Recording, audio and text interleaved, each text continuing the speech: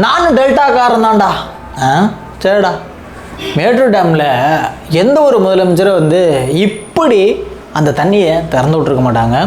அந்த அளவுக்கு வந்து எவ்வளோ மரியாதை கொடுக்கணுமோ அவ்வளோ மரியாதை நிமித்தமாக உயர்திரு மதிப்பிற்குரிய தமிழகத்தினுடைய பொம்மை அதை திறந்து விட்ட காட்சியை நம்ம பார்த்தோம். ஒரு தண்ணி திறக்கிறதே அந்த லட்சணம் அப்படின்னா நீங்கள் எந்த லட்சணத்தில் மக்களுக்கு தண்ணி வாங்கி கொடுப்பீங்க?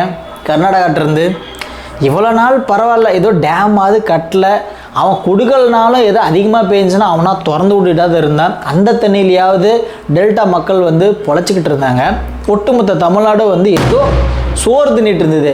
அதுக்கும் வள வைக்க போகிறாங்க திமுக அரசு. ஒன்றுத்துக்கு உதவாத பொம்மை முதலமைச்சர் எதுக்கு தாயா, எதுக்கு நீ இருக்கணும் அப்படின்ற மாதிரி தான் எல்லா மக்களும் பொங்கி எழுந்துட்டு இருக்காங்க இந்த ஒரு விவகாரத்தை பொறுத்தவரையிலும். அப்படி என்னடா நடந்துச்சு அப்படின்னு கேட்டிங்க அப்படின்னா வேற ஒன்றுமே இல்லைங்க. மேகதாதுல கன்ஃபார்மாக வந்து அணை கட்ட போகிறாங்க அப்படின்றதும் உறுதியாயிருச்சு. அவங்க எந்த அளவுக்கு போயிட்டு இருக்காங்க அப்படின்னா, அதாவது இப்போ நம்ம சட்டமன்றத்தில் வந்து பட்ஜெட் கூட்டத்தொடர் எப்படி நடந்ததோ அதே போல் கர்நாடகத்திலையும் சட்டமன்றத்தில் பட்ஜெட் கூட்டத்தொடர் நடந்திருக்கு. அதில் காங்கிரஸினுடைய முதலமைச்சர் சித்தாராமையா என்ன சொல்லியிருக்காரு அப்படின்னா, கண்டிப்பாக உறுதியாக மேகதாதுல அணை கட்டப்படும், அதுக்கான எல்லா நடவடிக்கைகளும் தயாராக இருக்கே அப்படின்னு சொல்லியிருக்காங்க.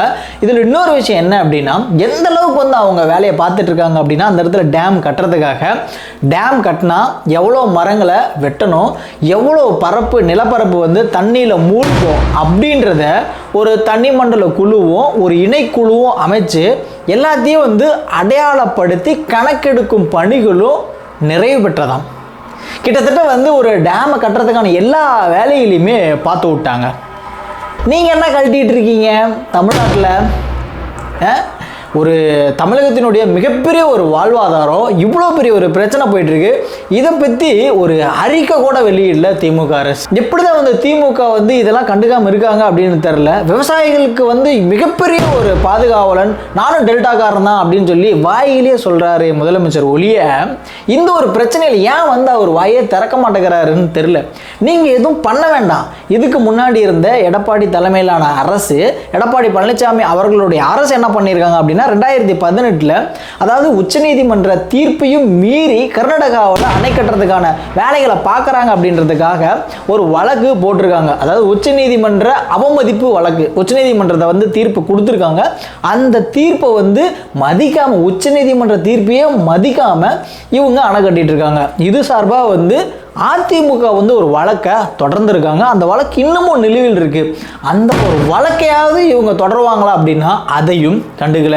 ஆக மொத்தத்தில் இவங்க என்ன பண்ணுவாங்க அப்படின்னா, அங்கே காங்கிரஸ், இங்கே இவங்க ரெண்டு பேரும் கூட்டணி. காங்கிரஸை பகச்சிக்கிட்டா வந்து மேலிடத்துலேருந்து இவங்களுக்கு ப்ரெஷர் வரும். அதுவும் போக வந்து சன் குழுமத்தினுடைய, அதாவது திமுகவினுடைய ஒட்டுமொத்த சொத்துமே வந்து எங்கே இருக்குன்னா பெங்களூரில் தான் இருக்குது. ஒட்டுமொத்த இன்வெஸ்ட்மெண்ட்டுமே அங்கே தான் பண்ணி வச்சுருக்காங்க. அப்படிங்கும் போது நம்ம அதில் கை வச்சா, அதாவது இந்த திமுக வந்து காவிரி விவகாரத்தில், மேகதாது விவகாரத்தில் தலையிட்டா நம்மளுடைய சொத்துக்கு, முதலீட்டுக்கு பாதகம் வந்துருமோ அப்படின்னு சொல்லி மறைமுகமாக வந்து ஸ்டாலின் தமிழக விவசாயிகளை வஞ்சிக்கிறாருல, கழுத்தறுக்கிறாரு அப்படின்றதாங்க உண்மை. விவசாயிகளுக்கு எந்த அளவுக்கு மிகப்பெரிய ஒரு காவலன் திமுக அப்படின்னா, அதாவது திருவண்ணாமலையில் 121 நாள் அறவழியில் போராடிய விவசாயிகளை குண்டர் சட்டத்தில் போட்டவங்க தான் திமுக. தமிழக வரலாற்றில் எந்த ஒரு அரசியல் தலைவர்களும் செய்யாத மிகப்பெரிய ஒரு வேலையை பார்த்தவர் ஸ்டாலின் அவர்கள். குண்டர் சட்டத்தை பயன்படுத்தி குண்டர் சட்டத்தில் விவசாயிகளை போட்ட ஒரே முதலமைச்சர் யாருன்னா ஸ்டாலின் மட்டும்தான், ஸ்டாலின் அரசாங்கம் மட்டும்தான். கர்நாடகாட்டிலிருந்து நமக்கு தண்ணி வாங்கி தருவாங்க அப்படின்றதும், மேகதாதுல வந்து அணை கட்டுறதை தடுப்பாங்க அப்படின்னு நினைக்கிறதும் முட்டாள்தனமே ஒழிய இவங்க ரெண்டுமே பண்ண போறதில்ல. நமக்கு கடைசியாக பால் ஊத்த மட்டும்தான் போறாங்க அப்படின்றது தான் உண்மை. திமுகவுடைய ஒரே நோக்கம் கொள்ளடிக்கிறது மட்டும்தான். இதை கருத்தில் கொண்டுதான் வந்து அதிமுகவுடைய எதிர்க்கட்சி தலைவரான எடப்பாடி அவர்கள் மிக கடுமையான ஒரு கண்டனத்தையும் தெரிவிச்சிருக்காரு.